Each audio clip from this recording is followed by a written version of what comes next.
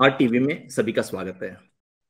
आज के एपिसोड में एक कलाकार प्रोग्राम में हमारे साथ है पराग Borse. Parag Borse is one of the eminent artists, one of the brilliant artists who has made his niche in creating, displaying, and presenting his art that represents a culture, that represents a common man of India, especially from the state of Maharashtra. Let us know more about his work, his thought process. उनके बारे में ज़्यादा सोचेंगे, ज़्यादा सुनेंगे उनके बारे में। Parag, welcome to Art TV. Thank you, Vasant. It's a pleasure to have you on the show, and it's always nice talking to you. Parag, we would like to know. Of course, most of the friends, most of your people around you know, but there are still people who want to know, like, how did your art journey begin? Because the way आपके काम में जो इंट्रिसिटी दिखता है, तो हमेशा वो एक उत्सुक रहती है कि भाई पराग की कला यात्रा शुरू कैसे हुई? How did he begin? How did he कहाँ से शुरू हुई, क्या हुई? तो थोड़ा उसके बारे में बताइए ना। ओके कुछ बहुत अलग नहीं है बाकी आर्टिस्ट लोगों से। मेरी आर्ट जर्नी की शुरुआत मैं कहूँगा कि जब मैं एकदम छोटा था, मैं सेकंड थर्ड स्टैंडर्ड में था शायद उस टाइम पे स्कूल। और उस टाइम पे मेरे जो बड़े भाई थे वो मुझसे 3 साल से बड़े हैं। और वो पहले तो उन्होंने कुछ ड्रॉ करना शुरू किया। ओके। जो मराठी में उसको ये पार्टी कहते हैं, पार्टी। करेक्ट। यस, उसके ऊपर उस स्लेट के ऊपर उन्होंने कुछ ड्रॉ करना शुरू किया और जस्ट हॉर्सेस, कुछ डॉग्स, इस तरह से वो ड्रॉ करते थे। और वो देख के पहली बार मुझे भी बहुत ज्यादा फील हुआ कि मुझे भी ऐसा कुछ ड्रॉ करना मैं चाहता हूँ और मुझे भी करना है। और फिर मेरा ड्राइंग स्टार्ट हुआ वहां से। मैं भी उनको देख के इमिटेट करता था, उनकी तरह कुछ ड्राइंग्स बनाने के बारे में कोशिश करता था। और स्कूल में आपको अगर पता हो कि उस टाइम पे एक जो जब भी गुड़ी पाड़वा रहता है, सही बात, स्कूल्स में वो पार्टी के ऊपर, वो स्लेट के ऊपर कुछ फूल वगैरह डालते हैं, उसके ऊपर सरस्वती माँ की एक तस्वीर बनाई जाती है। और वो इवेंट एक्चुअली मेरे लिए एक बहुत एक बिगिनिंग का मोमेंट था, क्योंकि एक दिन ऐसे ही मैं गया था मेरी स्लेट लेके खाली, और वहां पे टीचर ने कहा कि अभी आपको उसके ऊपर सरस्वती माँ का बनाना है एक चित्र और उसको पूछना है हमें आज। ओके। तो मैंने डायरेक्टली पेंसिल लेके स्टार्ट किया और पूरा सरस्वती जो रियलिस्टिक जो हम कहते हैं कि एक ड्राइंग, एक मेमोरी से मैंने उसे बना दिया, वीणा लेके सरस्वती और बाजू में मोर है। और सभी लोग देखते बैठ गए कि ये क्या है, मतलब ये कौन से स्टैंडर्ड में की बात है? मैं थर्ड स्टैंडर्ड में हूँ। ओके। और ये सीन हुआ कि सब जो टीचर्स थे वो देखने के लिए आ गए। अरे ये बच्चे ने देखो क्या बना दिया इतने कम उम्र में। मेरे सब क्लासमेट्स मेरे इर्द गिर्द घूमने, तब मुझे कुछ रियलाइज हुआ कि आई एम समथिंग स्पेशल। मतलब लोग मुझे अटेंशन दे रहे हैं मेरी तरफ। सही बात। और उस टाइम पे यही शायद हमें चाहिए रहता है कि लोग अटेंशन दे हमें। और वही एक्चुअली मेरे लिए एक सबसे बड़ा एक प्रमोशन जैसे, मतलब एक starting point, trigger point, fire point, yes, कि मैं कुछ अच्छा बना रहा हूँ और लोग अप्रिशिएट कर रहे हैं। और वहां से एक्चुअली मेरा जो स्टार्ट हुआ आर्ट का जर्नी, मैं कहूँगा that is the starting point. लेकिन बाद में फिर जैसे स्कूल होता गया, लेकिन मैं स्टडीज में भी अच्छा था स्कूल में। तो थोड़ा सा हमारा जो सोसाइटी है आज भी इंडिया में और विलेजेस में तो स्पेशली यहाँ पे, जहाँ पे कुछ भी पेंटिंग के बारे में, आर्ट के बारे में कुछ भी स्पेशली विजुअल अवेयरनेस कम है, बहुत कम है। कुछ भी अवेयरनेस नहीं है। पढ़े लिखे लोगों में भी अवेयरनेस नहीं है, मतलब डॉक्टर की फैमिली हो, इंजीनियर्स की हो, फिर भी वो आर्ट अवेयरनेस नहीं होता नहीं। तो मेरे घर में भी यही सब ये था, माहौल था। डॉक्टर नहीं तो इंजीनियर। यस। और मतलब पेंटिंग करता तो जस्ट खुशी के लिए करो अपनी, लेकिन हॉबी रखो। हाँ, हॉबी रखो सिर्फ एक, लेकिन उसको मेन प्रोफेशन नहीं बना सकते। तो इतना ज्यादा मैं पेंट भी कर रहा था, लेकिन मतलब मेरे जो वर्क्स थे स्कूल के टाइम पे, मैं जहाँ पे भी जाता था, जिस भी कंपटीशन में जाता था, तो मुझे अवार्ड में लेके ही आता था वहां से। तो अच्छा। स्कूल में भी एक ये ट्रेंड बन गया था कि पराग को भेजो और अवार्ड लेके आएगा स्कूल के लिए वो। स्कूल के तो लिए मैं भी। स्टेट लेवल का, डिस्ट्रिक्ट लेवल के जो अवार्ड्स रहते हैं स्कूल में, जो कॉम्पिटिशन्स होती है, वो सब मुझे मिले थे। ओके। और मेरे दिल से मैं प्यार करता था पेंटिंग से। हाँ मैं हाँ पेंटर ही, मतलब पेंटिंग ही करना चाहता था फुल टाइम। हाँ हाँ लेकिन स्टडीज में अच्छा था, मेरा बैड लक था।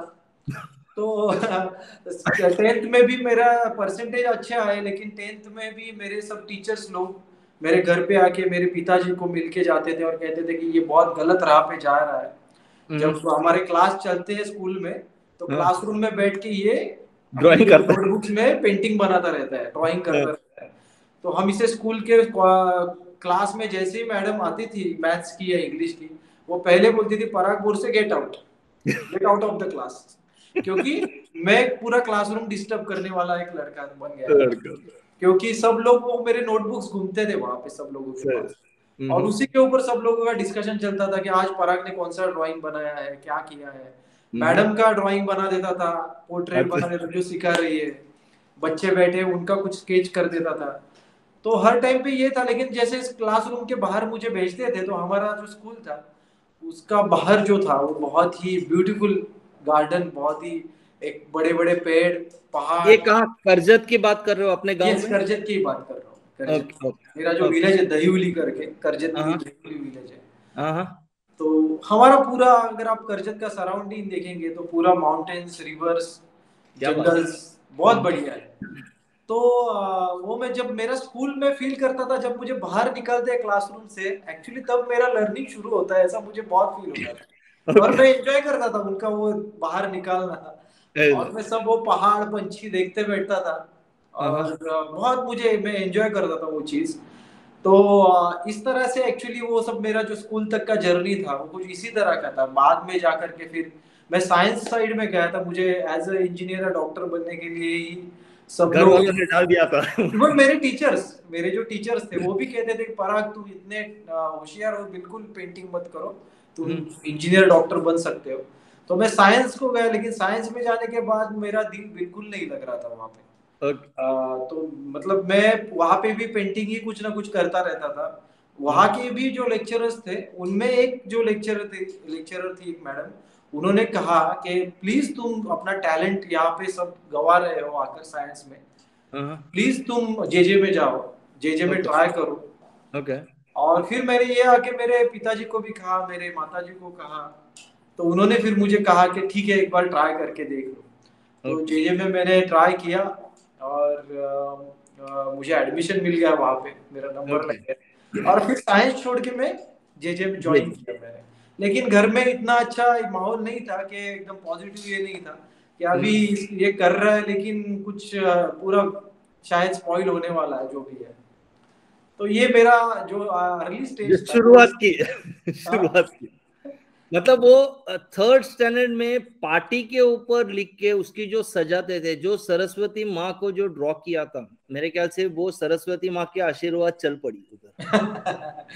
ट्रू ट्रू, हो या सकता है। इसमें and from there like beginning या and then you came to JJ. Yes, JJ में जाने के बाद एक बहुत ही पहले तो ये रियलाइज हुआ कि मुझे कुछ मालूम नहीं था आर्ट एजुकेशन के बारे में, क्योंकि मैं एक बहुत ही विलेज से आया हुआ था यहाँ से। हम्म।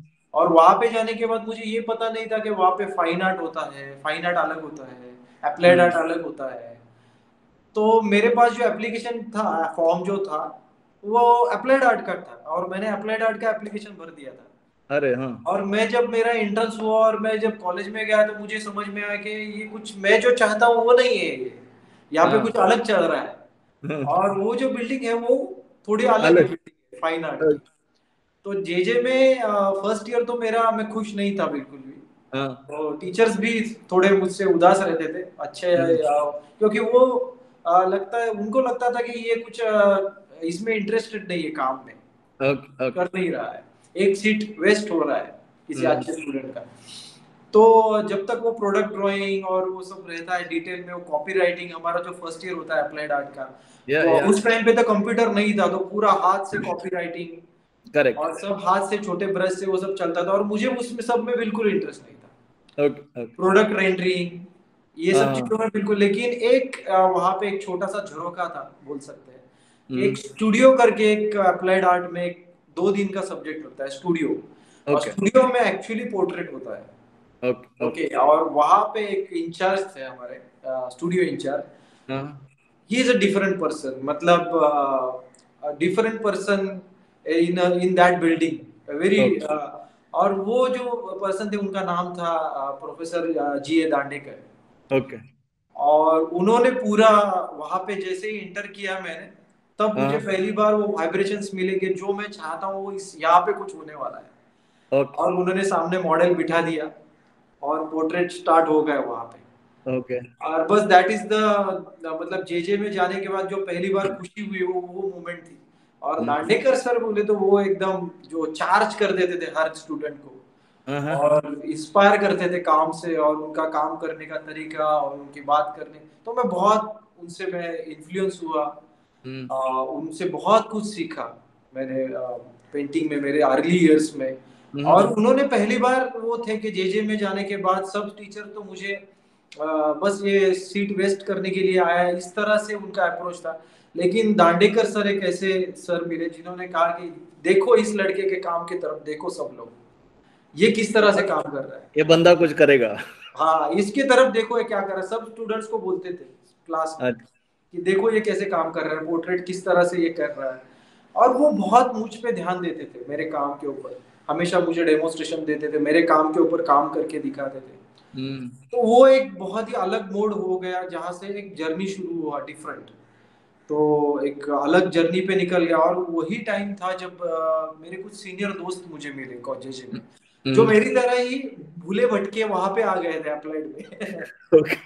या और उनमें एक बहुत ही टैलेंटेड फ्रेंड मुझे मिला, जो मैं जिसको एक मेरे गुरु के तौर पे भी देखता हूँ, जो सीनियर है।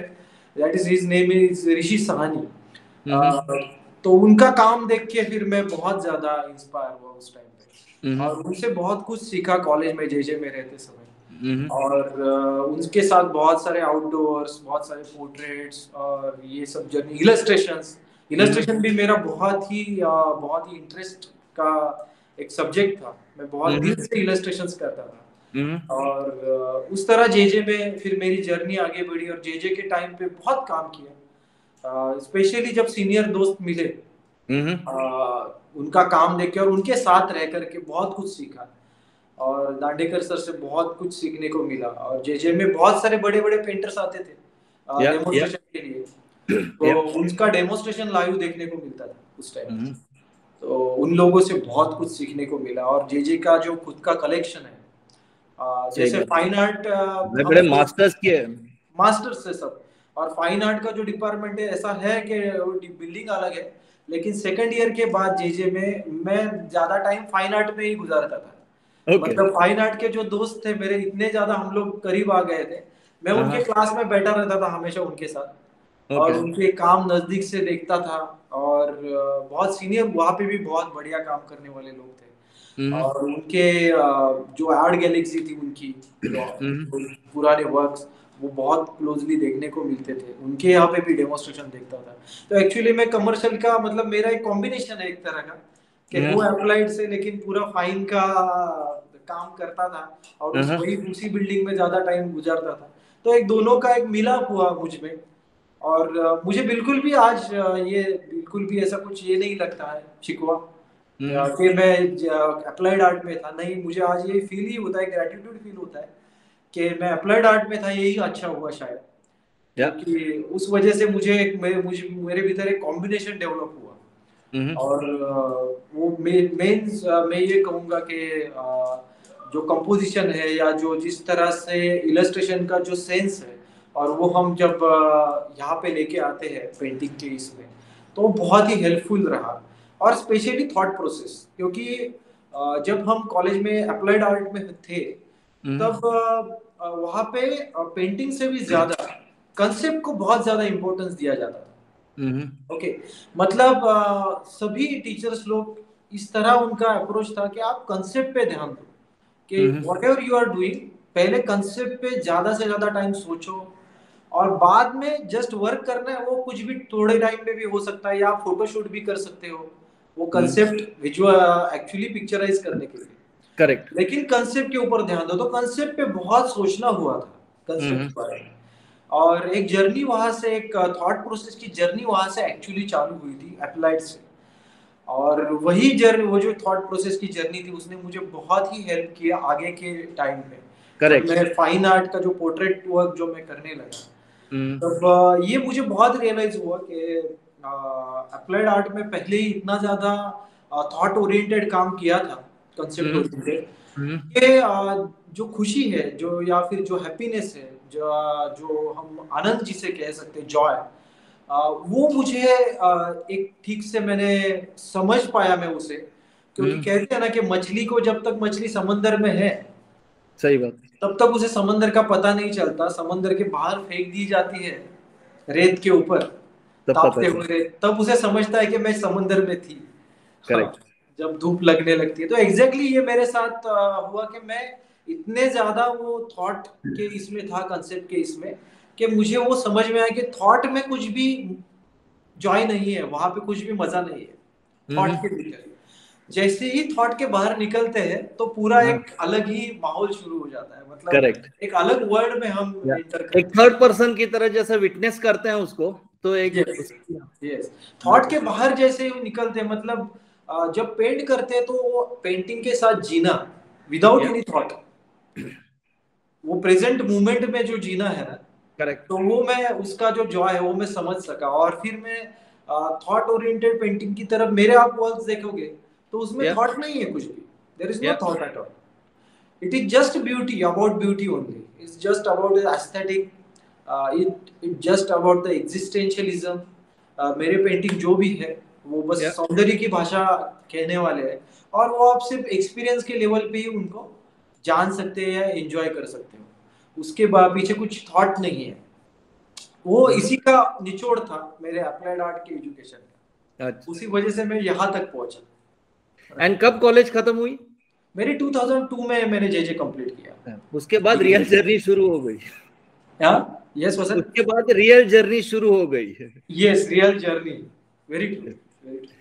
बट लेकिन एक और चीज पूछना चाहता हूँ, for example you are in Karjat and Mumbai J में आते, तो मेरे ख्याल से लोकल ट्रेन की जो है सुबह 1.5 घंटा 2 घंटा, शाम को 2 घंटा, तो हाउ वाज दैट? वो ये बहुत ही अप इंटरेस्टिंग डाउन सवाल करते, आपने पूछा है। अप डाउन करते थे क्या? मुंबई में रहते थे? मैं करजत से अप डाउन करता था रोज। क्या बात। तो या मेरे को दो दो दो जगह की, फर्स्ट थिंग इसकी 2 घंटा सुबह की ट्रैवल, शाम को ट्रैवल, स्केचिंग कब करना, सोचना कब। एंड दूसरी जगह है कि मेरे ख्याल से ज्यादातर से आर्टिस्ट से मैंने सुना है कि वो कॉलेज की कैंटीन, जहां पे बहुत सारे इनफॉर्मल डिस्कशंस होते हैं या आर्टिस्ट के। तो ये लोकल ट्रेन की अनुभव और कैंटीन की अनुभव, वहां पे ये दो जगह कितना महत्व है, कितना कंट्रीब्यूट किया तुम्हारे आर्ट में? वेरी इंटरेस्टिंग क्वेश्चन, और this is very important you, मतलब ये बहुत ही महत्वपूर्ण है जो आपने अभी पूछा है। बहुत इंटरव्यूज में ये पूछा नहीं जाता है, या और ये चीज बहुत इंपॉर्टेंट है। क्योंकि क्या होता था, मेरा जो विलेज है वहां से 25 मिनट्स का वॉक है रेलवे स्टेशन तक, करजत की। ओके। ओके। और करजत रेलवे स्टेशन से सीएसटी स्टेशन उस टाइम पे 2 घंटा और 15 मिनट लगते थे बराबर, सो रेलवे से। सो 2.5 पौने 3 घंटा यही निकल गया यही निकल गया। और उसके बाद वहां से 5-10 मिनट में जे स्कूल अप आया। कॉलेज, मतलब ओके। 3 घंटे की सफर प्लस माइनस। हाँ, ये रोज वन का वे। था, और वापस वन वे। Return journey. हाँ, तो ओके। 6 आवर्स डेली ये हो गया ये सब। हाँ। तो आप इसमें इंटरेस्टिंग जो पॉइंट है वो मैं आपको बोलता हूँ कि मैं जब मॉर्निंग को यहाँ से निकलता था, तो मैं 6 बजे मैं घर छोड़ता था, 6 ओ ओके। क्लॉक मॉर्निंग को। ओके। क्योंकि 9:45 का जे का कॉलेज स्टार्ट होता था हमारा, ओके। 8:45 को। तो मैं यहाँ से जब निकलता था पूरा वॉकिंग में जाता था स्टेशन तक। तो वो जो मॉर्निंग का जो एटमॉस्फेयर है, मैं उसे ऑब्जर्व करते हुए जब गुजरता था वहां से, उसके भीतर से उसे फील करते हुए पूरे से, तो एक मुझे ये सब अब पता चल रहा है कि मैं क्या कर रहा था एक्चुअली। या उस टाइम पे ये सब नहीं मालूम था। तो मैं वो सब जी रहा था, वो मोमेंट्स जो थी एकदम फ्रेश मॉर्निंग के, सनराइज आ रहे हैं, मैं लाइट देख रहा हूँ, ओस गिर रहे हैं, द सुबह की लाइफ चालू है, गाय भैंस जा रहे हैं, खलियारे हैं। और विलेजर्स विलेजर्स कुछ फ्रूट लेके आ रहे हैं, कुछ फूल लेके जा रहे हैं, और ये सब मैं देखता था। सुबह चाय की वाले उत्साह चाय, होती है, सुबह की क्या, उत्साह होती है वो। यस, चाय वाले चाय बना रहे हैं, उनका दुकान जस्ट वो खोलने जा रहे हैं। हाँ और सब ये, और कुछ लोग ट्रेन की तरफ भाग रहे हैं गांव से, जो शहरों में काम करने के लिए जाते थे। या तो ये सब एक लर्निंग था मेरे लिए, बहुत ही ऑब्जर्वेशन। और इससे, और फिर जब मैं ट्रेन में बैठता था, तो ट्रेन के ग्रुप्स होते हैं यहाँ पे, सही बात। लोकल ट्रेन के, या रोज के जो लोग ट्रैवल करते हैं उनके ग्रुप्स बन जाते हैं। हाँ हाँ तो मेरा भी एक ग्रुप बन गया था उस टाइम पे। ओके। ओके। और वो ग्रुप में उनका सब मजाक मस्ती चलता है, 2-3 घंटा गाने गाना। कुछ सही लोग बात। पत्ते भी छाटते हैं वहां पे बैठ के। या कुछ वहां औरतें पे सब्जियां शराब, काटती है, औरतें सब्जियां काटती है। यस, कुछ लोग वहां पे शराब भी लेके आते हैं पीने के हाँ लिए, हाँ वो भी सब चलता है। तो ग्रुप में सभी तरह के लोग थे वहां पे। और मैं जैसे ही यहाँ पे बैठता था, मेरा स्केच बुक निकलता था बाहर। हाँ हाँ ओके, क्योंकि 2-2.5 घंटे का बात थी, और स्केच बुक निकलता था, उनसे बातें चलती थी, उनके अलग अलग स्केचेस चलते थे। और बहुत लोग सोते भी थे, क्योंकि नींद या बहुत लोगों की कंप्लीट नहीं हुई रहती थी।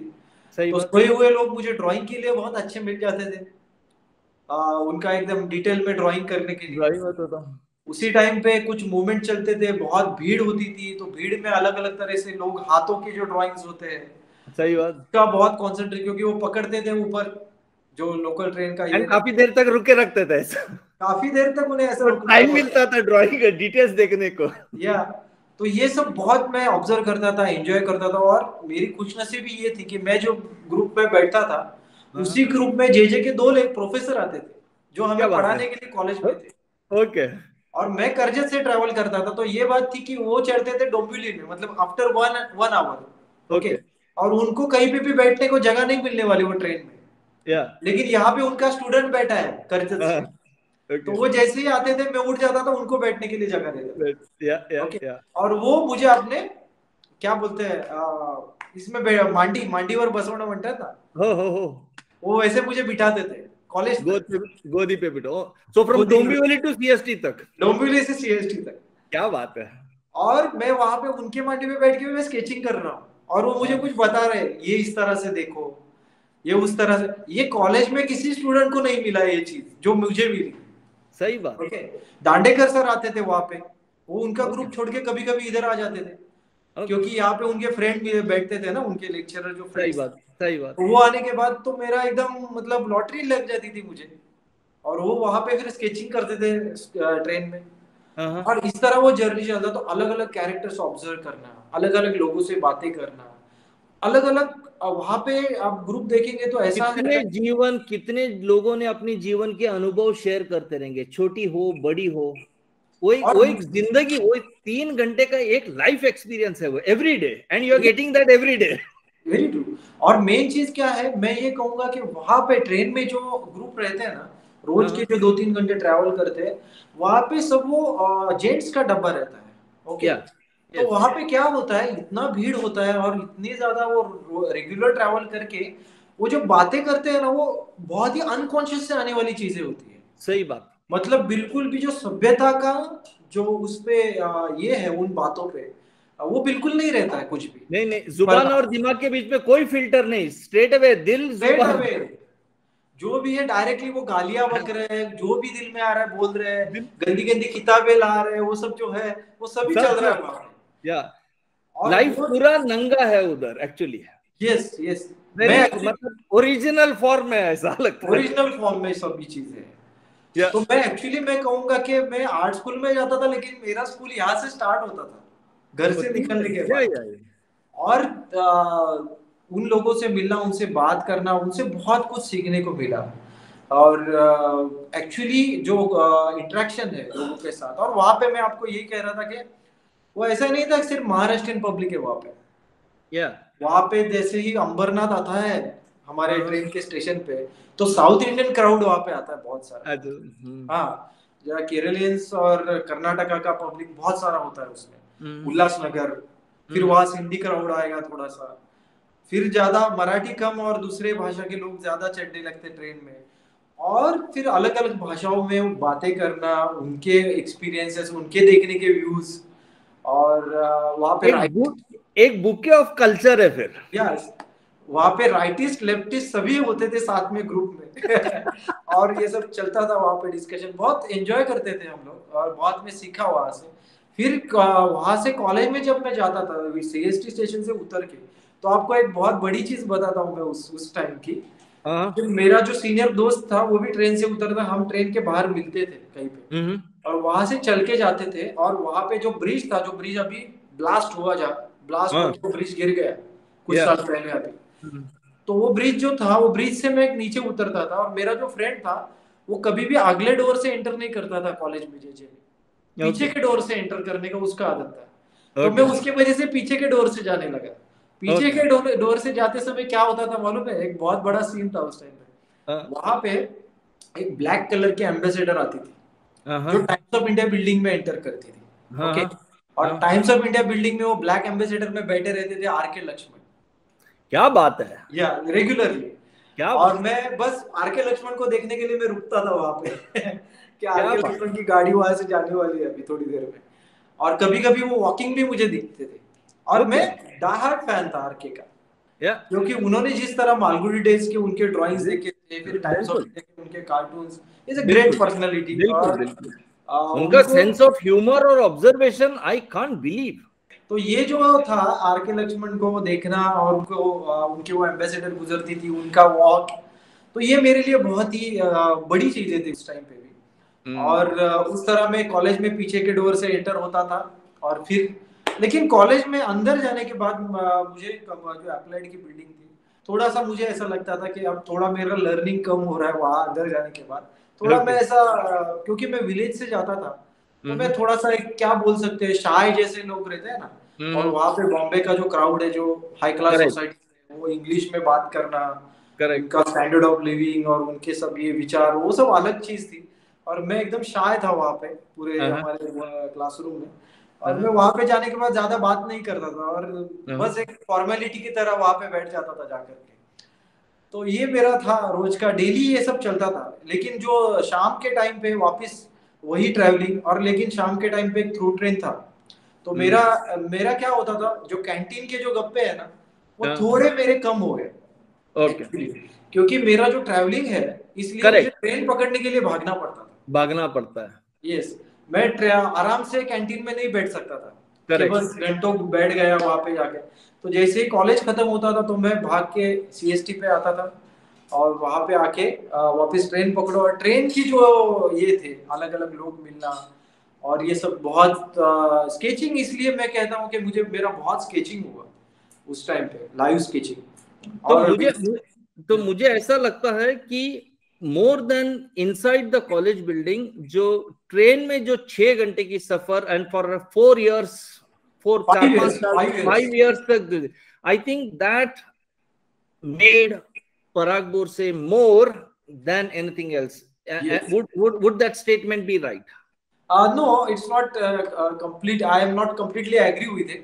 Okay. मतलब ये सब एक मिलाप है, मैं उसे अलग अलग नहीं कर सकता, क्योंकि अगर जेजे में जाने के बाद जिस तरह से वर्क देखे, जो जो काम देखे, जिस तरह के टीचर्स मिले, जैसे मैंने आपको दांडेकर सर की बात की, जिस तरह के सीनियर लोगों के काम जेजे में देखने को मिले, तो वो तो इम्पोर्टेंट है ही मेरी जर्नी में। मतलब वो भी नहीं रहते थे तो शायद मैं आज पेंटिंग नहीं करता था।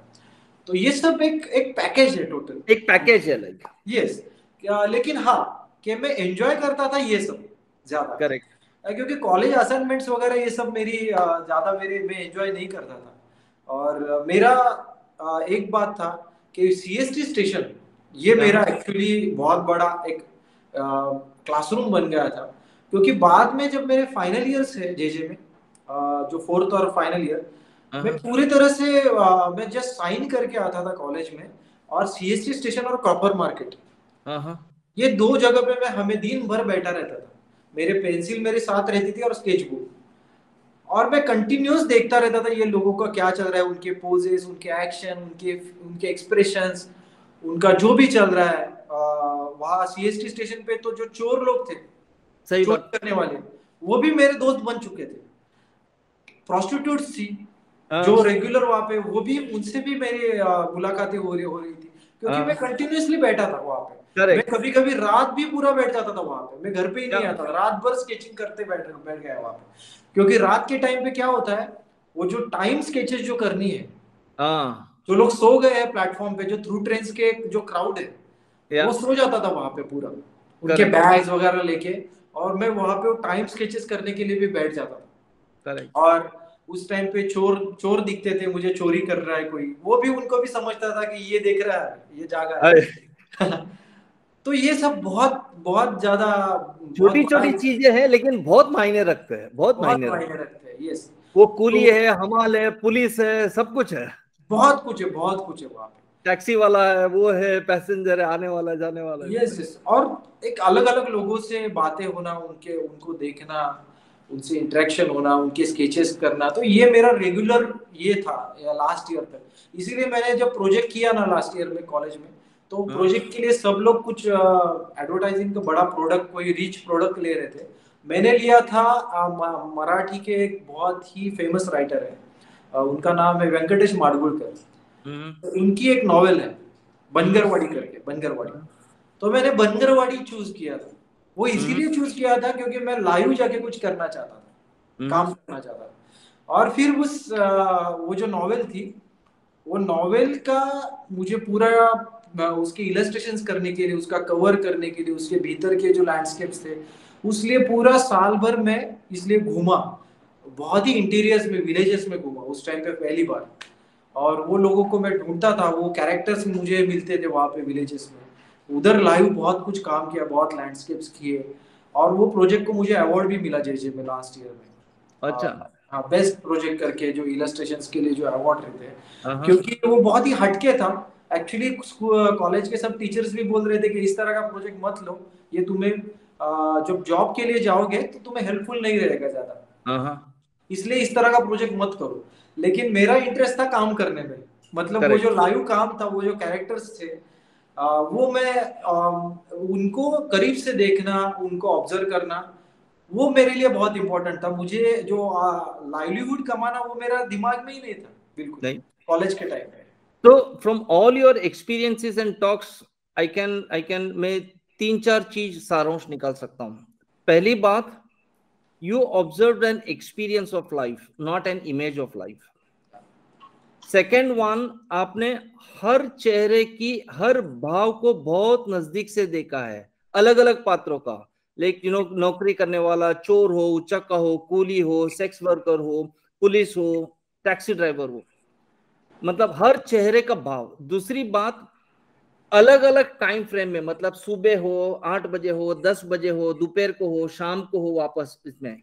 तो सुबह की उल्लास, शाम की थकान, सुबह की उत्साह, नए सुबह की सपने, शाम के नाराजगी, निराशपन, डिसअपॉइंटमेंट। या आपने ये सारे अनुभव इसको लिया, एंड आपकी पेंटिंग्स में जब मैं देखता हूं, तो मुझे वो सिर्फ पिक्टोरियल इमेज या एक इसके ये नहीं लगता है। आप जैसा आपने कहा कि उसमें कंटेंट नहीं है या उसमें कॉन्सेप्ट नहीं है, what I was saying that कि आप जब बोल रहे थे कि मेरे सब्जेक्ट में कॉन्सेप्ट नहीं है, लेकिन मैं आपकी पेंटिंग में ये सारी चीज देखता हूँ। So this is the concept, yes yes. जिंदगी की उस पल की अनुभव।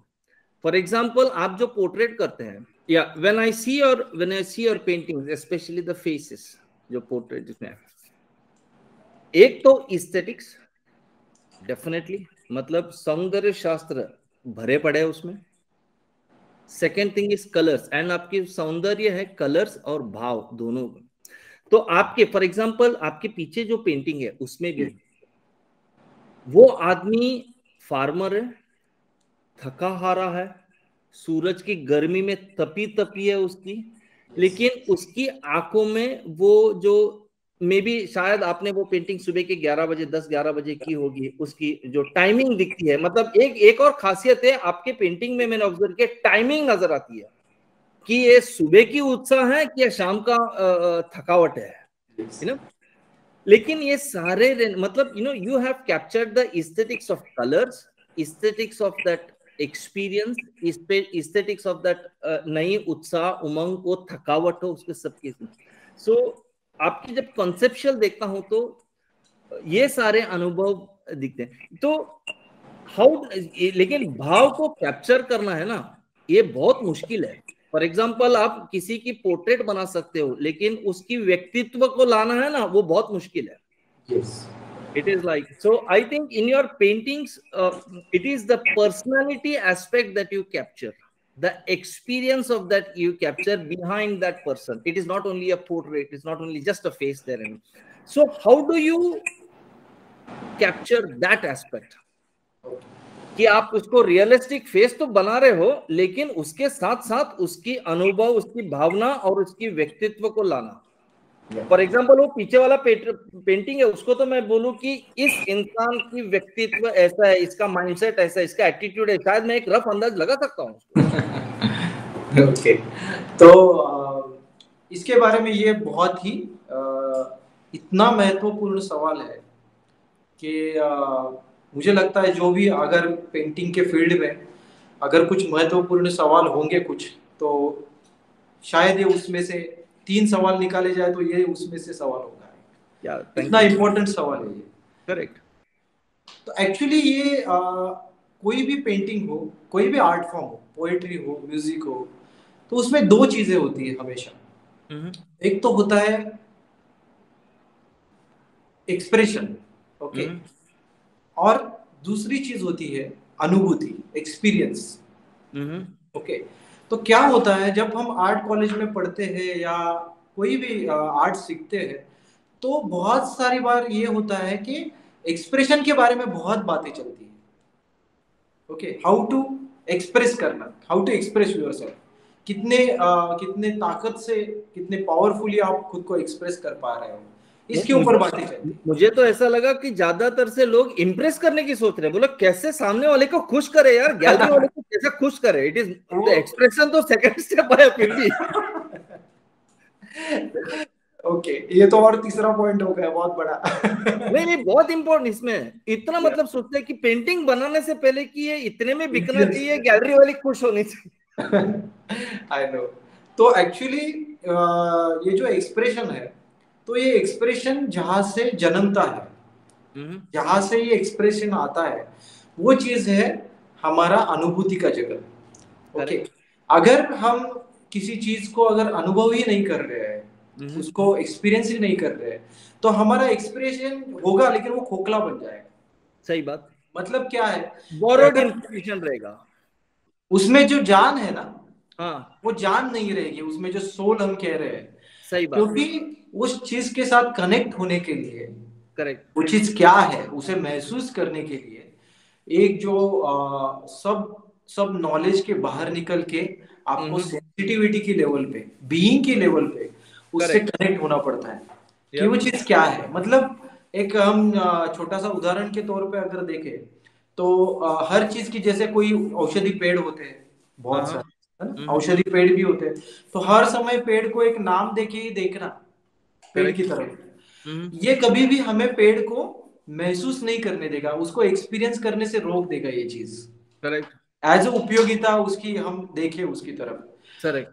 जब हम without any knowledge, without any, मतलब कुछ भी उससे नहीं मिल रहा है, और हम शांति से उसके पास बैठ जाएंगे, पेड़ के पास, विदाउट एनी पर्पस, जस्ट बैठे हैं वहां पे, विदाउट एनी थॉट, मतलब ज्ञान से नहीं, भक्ति से बैठे आराम से, वो कुछ भी शब्द कुछ भी आप यूज करो, लेकिन बैठे हो गया, you are doing nothing, actually nothing at all, and just you are being there with your whole being, okay, you are doing nothing, no thought, and आप महसूस कर रहे हो पंछियों की आवाज हो, वो हवाएं जो टहनियों से गुजर रही है उसे, उस समय आपको पेड़ जिस तरह से आप महसूस करोगे, उसकी छाव हो, तो वो जो महसूस करना है वो एक्चुअली आप बीइंग की तरफ जा रहे हो, उसके क्लोज पहुंच रहे हो, उसका जो बीइंग है उससे कनेक्ट हो रहे हो आप। जब भी, जहां तक आप सिर्फ पेंट कर रहे हो, उसके फॉर्म्स देख रहे हो, कलर्स देख रहे हो, उसके वैल्यूज, शैडो, लाइट, टेक्सचर, ये चीजें जब तक आप देख रहे हो, ये सिर्फ बाहरी चीजें, लेकिन उसको महसूस करना, उसको महसूस करना एक शांति में, एक मौन में, वही एक्चुअली चीज है जो उसमें जान लाएगी जब आप पेंट करोगे उसे। उन चीजों को महसूस करना। इसलिए मैं सोचता हूँ कि बहुत बार एक्सप्रेशन करने से अच्छे से, या बहुत बातें करने से, हम एक्सपीरियंस से, अनुभूति से हम चूक जाते हैं। अनुभूति के लिए चाहिए एक मौन, एक शांति, एक सही बात, एक थॉटलेस, एक अप्रोच, एक माइंड विदाउट एनी थॉट, वो एक अनुभूति के लिए बहुत ही इंपॉर्टेंट। मैं जब भी इन लोगों से मिलता हूँ, ऐसा नहीं है कि मैं बहुत ज्यादा बातें करता हूँ इन लोगों से, मैं शांति से इनके पास बैठा हूँ बहुत टाइम तक, विदाउट एनी पर्पज भी। ऐसा नहीं कि कंटिन्यूस उनकी स्केचेस ही कर रहा हूँ। तो बहुत बार मैं इनके पास बैठता हूँ, शांत शांत बैठता हूँ, सिर्फ I feel it, try to feel it, और विदाउट एनी पर्पज कि मुझे पेंटिंग बनाना है, मुझे उनका यूज करना है, ऐसे नहीं, सिर्फ मैं उनको जान रहा हूँ, एक नेचुरल कनेक्शन, दैट्स इट बस। और उसमें जो उनसे मैं कनेक्ट हो पाता हूँ, उनका जो बीइंग है उससे कनेक्ट हो पाता हूँ, शायद वही डिपिक्ट करता है जब मैं उनके उनके पेंटिंग बनाता हूँ, उनको कलर्स और इसमें मैं जब रखता हूँ, तो मैं ये चाहता हूँ कि पहले तो हम पूरी तरह से, हमारा जो अस्तित्व है, हमारा जो बीइंग है, वो पूरा मेल्ट हो जाए उनके बीइंग। सही बात, हमारा होना ना रहे एक्चुअली। सही बात, हम बिल्कुल जैसे फ्रीज हो गए हैं, हमारा being. You're just a witness, just a witness there. Just witness. और मैं तो कहूंगा कि विटनेस ये वर्ड भी मुझे थोड़ा सा कुछ करने का ये देता है, भाव देता है। तो मैं कहूंगा कि वो भी नहीं, okay, just being, just to be. Okay, सिर्फ सोए नहीं है, सिर्फ वी आर एक नींद में नहीं है, लेकिन वी आर अवेयर अबाउट, बस ये ज्यादा से ज्यादा मैं कह सकता हूँ। और फिर जो महसूस करते हैं हम जिन चीजों को, जो भी है हमारा जो अस्तित्व है, जो हमारा नेचर है, उससे जो फिर पैदा होता है, जब मैं वो बोलने की कोशिश करता हूँ, तब मुझे, जब मैं शब्द लेता हूँ, तो मुझे लगता है कि शब्द अधूरे हैं, शब्द अपंग है उसे कहने के लिए, उस बात को व्यक्त करने के लिए, वो उनमें वो कैपेसिटी नहीं, ज्यादा बोल देती है शायद। हाँ। फिर इसलिए मैं पोएट्स जब देखता हूँ, तो मुझे लगता है ये थोड़े बहुत कह रहे हैं कुछ बातें भीतर की, लेकिन फिर मैं जब पेंटर्स देखता हूँ, तो मुझे लगता है कि ये है चीज जो पूरी तरह से कह रहे हैं, उनसे भी आगे जा करके, क्योंकि यहाँ पे सीमाएं नहीं है, क्योंकि ये पूरा टाइम और स्पेस को पूरा एक्सीड करके जाने वाला ये आर्ट है, पेंटिंग। और किसी भी जमाने में, किसी भी टाइम इसमें पीरियड में आप पेंटिंग को उठाओ और आप कनेक्ट हो सकते हो। उसके लिए आपकी भाषा बीच में नहीं आती है, आपका किसी कंट्री में होना, किसी कल्चर में होना बीच में, क्योंकि वो देट इज समथिंग एग्जिस्टेंशियल, जो है और जो हमेशा है, जो कभी भी नष्ट नहीं होने वाला, और जो कभी पैदा भी नहीं होने वाला है, वो कुछ चीज हमें मिलती है उससे। सो ये जो कॉन्सेप्ट है, now I can relate this thought process of yours to your Buddha paintings also, क्योंकि that is Buddha series जो, क्योंकि I'll tell you why I ask this question.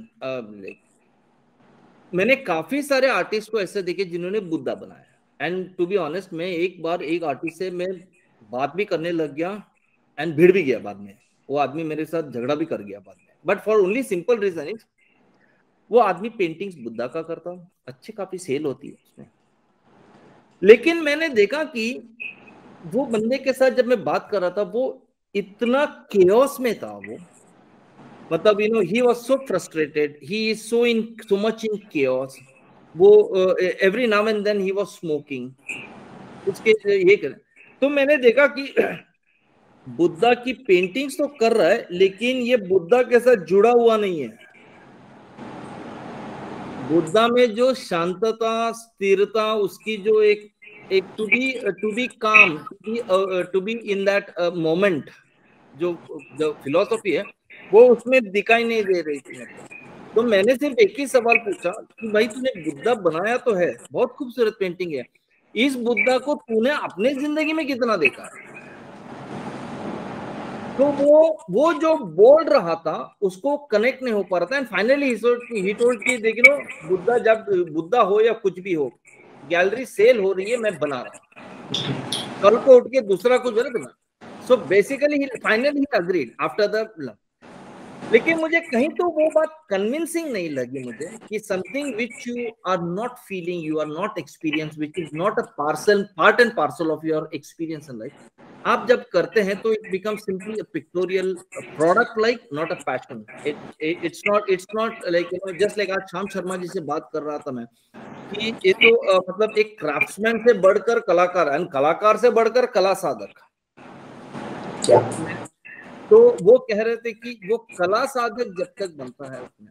तो coming back to the question is, I think how do you relate now I understand that कि आपकी Buddha, but can you also elaborate a few things about your that Buddha series जो Saint series है जो बाल सन्यासी का दिखता है उसमें.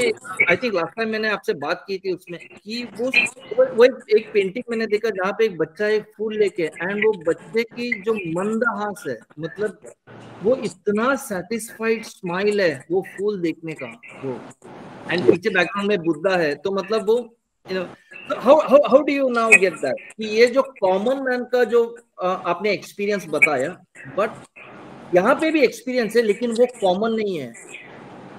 वो कहते हैं ना कि general knowledge is not general, common sense is very uncommon. तो something which is very simple it is very complicated. हमको हमको कॉम्प्लिकेटेड लाइफ की आदत है, सिंपल लाइफ की आदत नहीं है हमको. हमको ये समाज ने झूठ कैसे बोलना चाहिए वो सिखाया है, लेकिन सच कैसे बोले उसकी हिम्मत भी नहीं दी, उसकी ये भी नहीं. तो how do you get that, how do you do that कि वो लड़के की वो शांतता, वो मंदहास, टू बी अवेयर, वो बुद्धा, उसके बारे में थोड़ा बताओ ना. वो बहुत ही एक इंटरेस्टिंग जर्नी था बुद्धा का पेंटिंग का. एक्चुअली मैं आपने देखा होगा मैंने बुद्धा बहुत ज्यादा बनाया नहीं है, बहुत ज्यादा बुद्धा नहीं, मेरे ज्यादा स्पेशली ये कैरेक्टर्स और ये विलेजर्स वो ज्यादा है. लेकिन मैं लद्दाख गया हुआ था और लद्दाख में मैं जो लामायुरु मोनेस्ट्री जहाँ पे बच्चे सीखते हैं लामा, जो वहाँ पे उनकी एक स्कूल की तरह है वो. तो लामायुरु में मैं था, मॉर्निंग था, कुछ मॉर्निंग के 6:30-7 बजे होंगे और मैं लामायुरु मोनेस्ट्री में थोड़ी देर का मेडिटेशन वहाँ पे करके मैं उठा था. और मैंने जैसे मेरी आँख खुली मैंने देखा डोर एक खुल रहा है मोनेस्ट्री का और वहां से एक एक छोटे छोटे बच्चे एंटर करने लगे. और वो इतने मतलब एनर्जेटिक, क्या इनोसेंस से भरे, वो शायद मैं शब्दों में नहीं कह पाऊंगा. वो सनराइज मॉर्निंग के जस्ट आ रहे हैं और वो बच्चे आ रहे हैं डोर के अंदर और वो खेल रहे हैं. उनको मेडिटेशन से कुछ भी लेना देना नहीं है.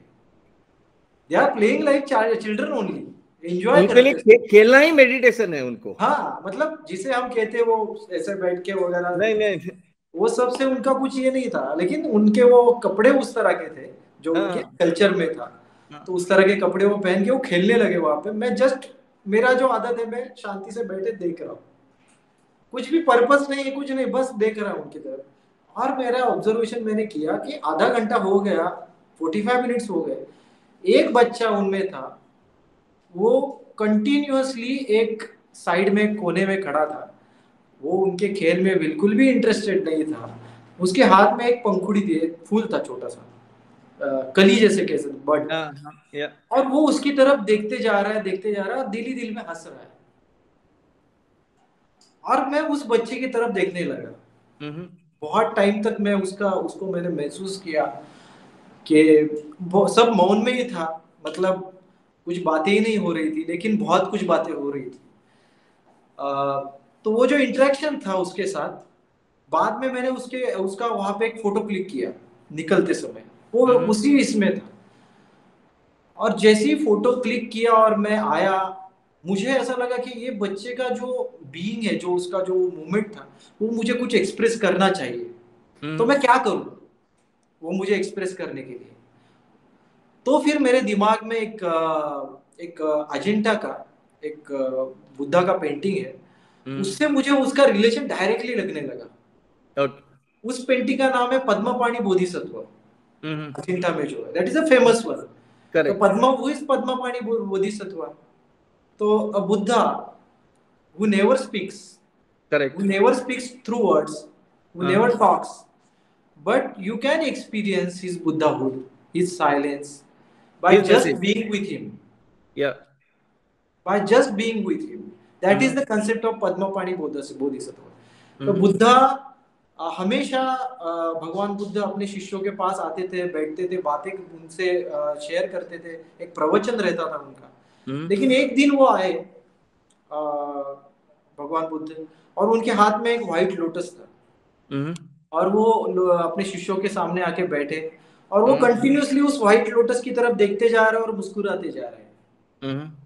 और सभी लोग धीरे धीरे शिष्यों में एक घबराहट होने लगी कि आज कुछ अलग ही मामला है। भगवान कुछ बोल नहीं रहे हैं, बिल्कुल भी शांत बैठे हैं, कुछ बोल ही नहीं रहे, और वो क्या लोटस की तरफ देखते जा रहे हैं और हंसते जा रहे हैं। और शायद 1 घंटा हो गया रहेगा, तो महाकाश्यप जो था उनका शिष्य, वो हंसने लगा जोर जोर से, लाफिंग लाउडली, एकदम वो हंसने लगा।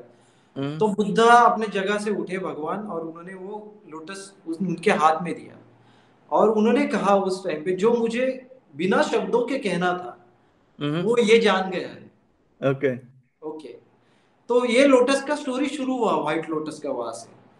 एक ऐसा बुद्धा जो कभी भी बोलने वाला नहीं है, लेकिन वो फ्लावर, वो एक के दूसरे हाथ से, वो ये मतलब that is the actually enlightenment, जो वो एक से दूसरे की तरफ, दिए से दिया जलना जो है, वो होता रहेगा विदाउट, या तो ये कंसेप्ट जो था, वो मैंने उस बच्चे में मुझे एक्सपीरियंस हुआ, यही चीज कि एक जान गया है कुछ जीवन का रस, जो संसार में बिल्कुल उत्सुक नहीं है। वो बच्चों के खेल में चल रहा है, वो थोड़ी देर में बच्चे झगड़ने भी लगेंगे जो खेल रहे हैं अभी। वो एकदम शांति से कुछ ऐसी अपना होना वो महसूस कर रहा है, वो एंजॉय कर रहा है।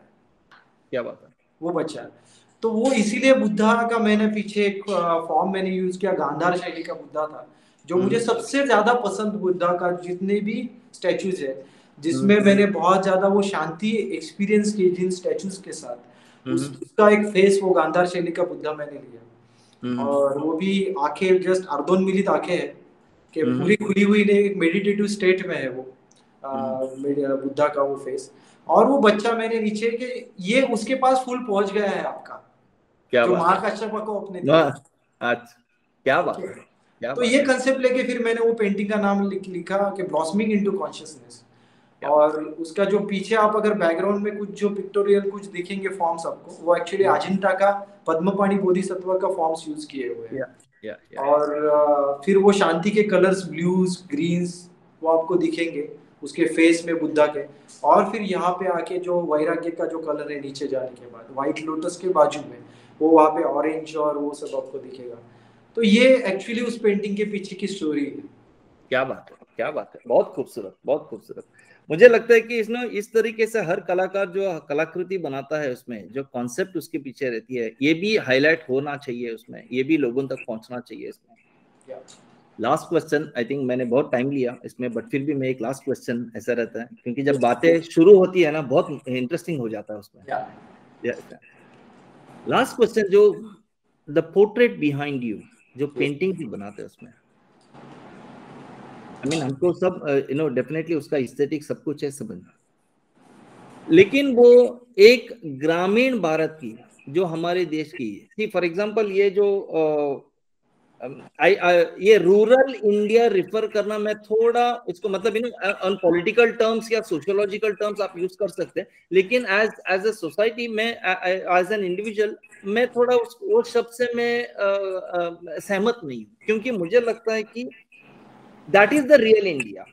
हमारे गांव में जो है, that is the indigenous India. वहां की जो पद्धति, संस्कृति है। शहर जो है वो मुझे लगता है सिर्फ एक शोरूम है और कुछ नहीं है, उसके अंदर ऊपर कुछ नहीं है, वो पूरा सजी सजाई चीज है and all, but the real stuff, factory बोलो, गोडाउन बोलो, या जिंदगी का, that is in that real India. तो ऐसी क्या खास, दैट वन ट्रिगर पॉइंट और one beautiful point was in your mind, जो आपको लगे कि नहीं यार, मुझे ये चेहरे मुझे ये चेहरे करने हैं, ये इसकी खूबसूरती, क्योंकि ये तो अगर देखा जाए तो ये कितना थके हुए है, इसमें स्किन टैंड है पूरा, शायद मुझे ये है कि जब शहर में, जब ऐसे गांव के लोग आ जाते हैं उसमें, तो शहर वाले मिंगल भी ना हो उनसे।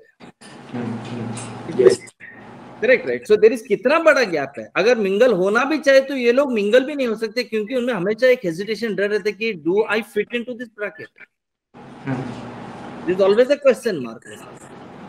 तो आप इस रियल इंडिया की, एक रियल चेहरे की, उसकी स्थिति, क्या ट्रिगर पॉइंट थी, क्या सोच के आपने वो ऐसे कैरेक्टर्स को उठाया आपने? ओके, तो वसंत वापिस थोड़ा सा शायद मैं पीछे के कुछ हमारी जो बातें हुई वहीं पे जाऊंगा। एक्चुअली मैं जब भी पेंट करने के लिए कुछ भी सब्जेक्ट में लेता हूँ, तो उसके पीछे बहुत कुछ प्लान्ड या सोच नहीं होती है। वो इसी तरह होता है कि जस्ट कहते हैं ना कि दिल को भा गया, बस जुड़ गए, दैट्स इट। दिल को भा गया और मैंने पेंट करना शुरू कर दिया कि बस मुझे ये पेंट करना है, और कुछ भी भा सकता है मुझे एनी टाइम, एनी मोमेंट, और मैं उसे पेंट करना शुरू कर देता हूँ। हाँ, एक बात हो सकती है कि शायद मेरे वर्क्स में ये लोग ज़्यादा है, वो इसके पीछे कुछ इस तरह के रीजंस भी हो सकते हैं कि शायद मैं एक विलेज से बिलोंग करता हूँ, और मेरे बचपन जो मेरा गुजरा है वो इन्हीं लोगों के साथ ज़्यादा गुजरा है, ये विलेजर्स, और ये बहुत क्लोजली मैंने देखा है इन लोगों को। तो वो इम्प्रेशन शायद मेरे एक अनकॉन्शियस इसमें बैठे हुए हैं कि मैं जब भी मैं कुछ कहना चाहता हूँ तो मैं मेरे सामने वो लोग आ जाते हैं कि मैं ये कुछ कहना चाहता हूँ। इनकी जो ब्यूटी जो मैंने महसूस की है, इनका जो एग्जिस्ट बीइंग जो मैंने महसूस किया है, वो कहने में मुझे बहुत ज़्यादा मज़ा आता है। मैं इंजॉय करता हूँ वो चीज़ें कहने के लिए। और मेन चीज़ तो यही है कि मैंने कहा कि जैसे ब्यूटी का जो एक्सपीरियंस है ना, अपना सौंदर्य का जो एक्सपीरियंस है, वो कुछ इस प्रकार का है कि वो कुछ शब्दों में नहीं समाया जाता। वो एक्चुअली कुछ भी कंसेप्ट, कुछ भी शब्द वहां पे पूरा तरह से गिर जाते हैं, और हम सही। खड़े रहते हैं एक जीरो में, एक ना होने में अपने। और जब वो एक्सपीरियंस मुझे होता है, तभी मैं सोचता हूँ कि ये मोमेंट था कुछ जो अभी मुझे एक्सप्रेस करना है, उसे मैं लेके आता हूँ कैनवास के ऊपर। तो ये सब्जेक्ट और ये जो लोग हैं, आपने बहुत ठीक कहा कि शहरों के लोग बहुत ज़्यादा सोफिस्टिकेटेड कल्चर और एजुकेशन का जहाँ पे बहुत ज़्यादा प्रभाव हो गया है, तो थोड़े झूठे जीने लगते हैं। बहुत ज़्यादा एटिकेट्स, मैनर्स, थैंक यू और ये वो ये चलता है। उसमें जो भीतर जो अंदर पड़ा है, जो सप्रेस जो माइंड है, वो बहुत ज़्यादा होता है, सप्रेशन का लेवल। एक खुला हुआ जो दिल है, वो नहीं मिलता शहरों के। उनके कपड़े भी अगर हम देखें तो जो शहरों के लोगों के जो कपड़े हैं बहुत ज्यादा, बहुत तो मास्क है शहर में, बहुत मास्क है। बहुत मास्क है। तो ये लोग मुझे बहुत ज्यादा नेचर से नजदीक लगते हैं। मतलब एक कोई पेड़ की टहनी जैसी सूखी हुई टहनी कहीं गिरी होती है ना, कुछ पत्ते गिरे होते हैं, वो जितने उनमें स्पॉन्टेनिटी है, जितनी ब्यूटी भरी हुई है, वैसी ही ब्यूटी इन लोगों में भरी हुई है मुझे लगती है। वो एकदम नेचुरल फॉर्म में है। वो गाली भी दे देंगे मुंह पे आपको, उनको कुछ बुरा लगे तो कुछ भी उनके दिल में नहीं रहने वाला। वो शराब पी के रहेंगे वहां पे, और शराब पीने के बाद तो वो इतना ज्यादा नेचुरल स्टेट में लगने लगते हैं उनके। नहीं सही में यार, सही में मुझे। हाँ, जो दिल से बातें आती है वो सब दिल से जो भी है उनका। एंड वो लोग सी उनके पास सी हमारे शहर लोगों के पास ये जो एजुकेशन बोलते हो ना, मुझे लगता है कि हमारे पास क्वालिफिकेशन है लेकिन नॉलेज नहीं है। ये क्वालिफिकेशन अलग है, नॉलेज बहुत अलग है। Yes yes. हमारे पास एक कागज का टुकड़ा, एक सर्टिफिकेट का। लेकिन मुझे लगता है कि ये जो ग्रामीण भाग में है, ये लोग बिकॉज ये प्रकृति और संस्कृति से इतने जुड़े हुए, तो उनकी जो बेसिक विजडम लेवल ही बहुत ऊपर है। या तो वो जब दारू पी के भी आदमी जब बात करता है ना, उसमें मुझे एक बहुत बहुत छोटी सी अनुभव मैं बोलता हूँ खत्म करने से पहले। जब मैं रिसर्च प्रोजेक्ट्स पे काम करता था इसमें एंड ऑल, गांव में जब मैं देखता था कि फार्मर्स के साथ जब कहीं में, वो जब बफेलो जब उसको प्रेग्नेंट हो जाती है उसमें, या वो फार्मर और ये यूनिवर्सिटी लोग भी आते हैं उसमें। ये फार्मर जो है ना, उसके पेट को थपथपा के बोलेगा कि ये कितना दिन में बच्चा डालेगा। वेराज ये यूनिवर्सिटी वाले, पीएचडी वाले, उसको उसकी गोमूत्र और उसकी काउडंग को लेकर लेबोरेटरी भागते हैं, लेकिन उनकी रीडिंग कभी भी नहीं हुई। ये फार्मर बोलेगा कि ये 8 दिन में, तो समझ लो कि एक दिन आगे एक दिन पीछे, दैट्स इट। वो बच्चा डालना ही चाहिए उसमें। वो जो उनकी जो फार्मर्स होते हैं, जो मिट्टी को ऐसा पांव से दबा के बोलते हैं कि इसको और कितना पानी चाहिए। यूनिवर्सिटी वाले मिट्टी का सैंपल लेकर लेबोरेटरी भागते हैं। तो बेसिकली मैंने देखा कि इनके पास फर्क इतना है कि एक क्वालिफिकेशन है, नॉलेज है बोलते हैं। नो बॉस, इनके पास क्वालिफिकेशन है। हमारे रूरल इंडिया के लोग इंग्लिश बात नहीं करते, लेकिन उनके पास उनके सब्जेक्ट की नॉलेज वेरी हाई है। दे नो देयर, वो चमार भी होगा, वो फार्मर भी होगा, वो गाय भैंस पालन, लेकिन उनको उनके सब्जेक्ट के बारे में पूरी जानकारी है एंड उनकी उनकी जो विजडम लेवल की, इसके लिए वो दारू पी के भी जब एक बात बोलता है ना तो वो काफी सही रहता है। तो जब मैं पेंट करने लगा तो मुझे यही लोग बहुत ज्यादा भाए, बहुत खूबसूरत, बहुत अप्रोच और ये बहुत सब बहुत नेचर के करीब लगते हैं लोग। I'm so glad that कि even though your painting techniques may be Western, but the subject and concept is very Indian. I think that's a beautiful marriage that you have done in your painting. Actually जब मुझे जब US में award मिला, हाँ, तो मेरा एक lady थी, एक old lady with a rooster, तो जब मैं वहां पे पेंटिंग एग्जिबिट हुआ, मैं जब पहुंचा वहां कैलिफोर्निया में, हाँ, तो वो सब लोग मुझे यही पूछ रहे थे कि ये कहाँ पे है, ये इतना ब्यूटीफुल, ऐसे भी लोग होते हैं, ये कहाँ पे है। तो मैंने कहा चल आइए मेरे विलेज पे, आपको मैं इनवाइट करता हूँ, सब भरा पड़ा हुआ है वहाँ पे। बिल्कुल बिल्कुल बिल्कुल। और फिर रेगुलरली वो मेरे ये जो सब्जेक्ट थे वो वहाँ पे उनको अवार्ड्स मिलते गए, वो वहाँ यूएस में बहुत हिट रहे। शायद वो इसी वजह से आपने जो कहा ना कि वो बहुत ही जमीन से कनेक्टेड है, बहुत जो एग्जिस्टेंशियल उसका जो होना है। एंड बहुत बोलते हैं यार, वो पेंटिंग इतनी बात करती है, पता है, घर में अगर रखोगे ना तो ऐसा लगेगा कि एक जिंदा इंसान है जो बात कर रहा है, उसमें उतनी ताकत होती है। थैंक यू और भी बहुत बातें करने हैं Parag. I think we have to spend lot of time still talking and sharing experiences and all. Maybe some other time. I've taken a lot of time from you. आधा घंटा बोल के 1 घंटा। Complete pleasure was it. Yeah. But thank you very much. Thank you very much for being a part of this interview, for being a part of this Art TV. And friends, I'm very sure you will enjoy this interview. You will definitely enjoy knowing Parag's thought process, Parag's experiences, Parag's path travel. And do let us know what you think about this. Like, share, comment, and subscribe Art TV. Thank you very much. Thank you, Parag. Thank you very much. Thank you so much.